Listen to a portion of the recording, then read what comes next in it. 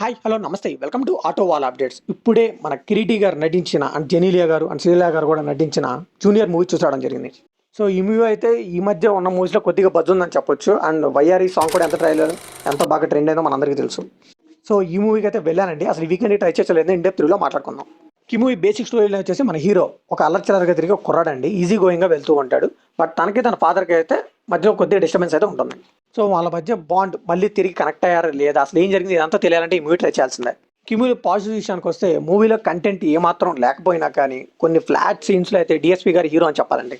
కొద్దో గొప్ప కూర్చోబెట్టగలిగారు, కొన్ని సీన్స్ చూడగలిగామంటే ఆయన బీజిఎం వల్లే. అండ్ వైరల్ వైఆర్ఈ సాంగ్, ఆ సాంగ్ అయితే థియేటర్లో సో టూ గుడ్ అనిపించింది. 70mm స్క్రీన్ మీద చింపేశారని చెప్పొచ్చు. ఇంటర్వెల్ ట్విస్ట్ కూడా పర్లేదండి, మరీ వావ్ అని చెప్పలేం కానీ డీసెంట్గా అనిపించింది. ఇంకా టెక్నికల్గా కూడా మూవీ చాలా సౌండ్ అనిపించింది అండి. ప్రొడక్షన్ వాల్యూస్ అండి బాగా ఖర్చు పెట్టారు, ప్రతి రూపాయి కూడా స్క్రీన్ మీద మనకు కనిపిస్తుంది. ఇంకా సెంథిల్ గారి సినిమాటోగ్రఫీ అదైతే చాలా టూ గుడ్గా అనిపించింది. ఎంతైనా రాజమౌళి గారి సినిమాటోగ్రఫీ కదా, బాగానే ఉంటుందిలేండి. కిమ్యూలో నెగిటివ్ విషయానికి వస్తే స్టోరీ అండి చాలా రొటీన్, పాత ఆవకాయ పచ్చడని చెప్పొచ్చు. సో దాన్నే తీసుకొచ్చి మళ్ళీ ఫ్రిడ్జ్లోంచి మనకు పెట్టినట్టు ఉంటుంది ఈ మూవీ. సో నేను ఇందాక స్టోరీ ప్లాట్ చెప్పాను కదా, జస్ట్ ఒక లేయర్ మాత్రమేనండి, చాలా లేయర్స్ ఉంటాయి ఈ మూవీలో. పేపర్లో అయితే ఆన్ పేపర్ బాగానే ఉండొచ్చు కానీ ఎగ్జిక్యూషన్ అయితే ఫెయిల్ అయిందని చెప్పొచ్చు. సో ఎటేటో వెళ్ళిపోతుంటుందండి మూవీ, ఎటేటో గేర్లన్నీ మారుతూ ఉంటాయి. మన రాగడి చెప్పినట్టు గట్టిగా పడుతుంది దెబ్బ అయితే.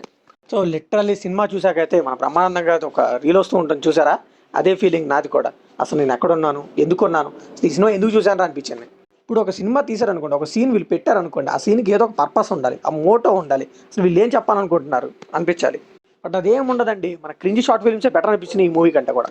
ఇంకా ప్రతి సీన్ అండి చాలా ప్రిడిక్టబుల్గా ఉంటుంది. నెక్స్ట్ ఏం సీన్ వస్తుందో మనకు చెప్పేసి పడుకోవచ్చు కూడా. మన చిన్నప్పుడు సినిమాలు ఉంటాయి కదండి, అవి చాలా బెటర్ అండి. ఆ సీన్స్నే ఇక్కడ చూపిస్తారు అంతే.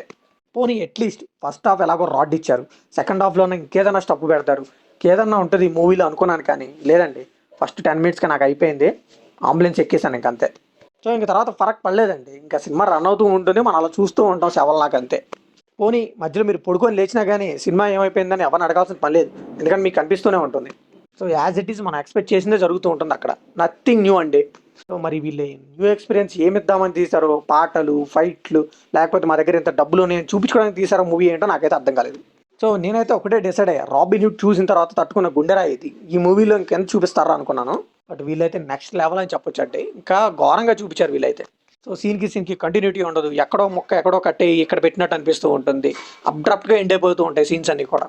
ఆబ్వియస్లీ అండి శ్రీలీల స్క్రిప్ట్ తీసుకుందంటే డెడ్ షార్ట్, ఇంకా అయిపోయినట్టే, మనం కథంరా అనుకోవడమే. లిటరల్ రోల్ కూడా అలాగే ఉంటుంది, చాలా బిస్కెట్ అయిపోతారు ఆవిడైతే. ఆవిడ మనీ కోసం ఒప్పుకుంటున్నారో లేదో నాకు తెలియదు కానీ మూవీలో అయితే డంబ్ క్యారెక్టర్సే సెలెక్ట్ చేసుకుంటారు.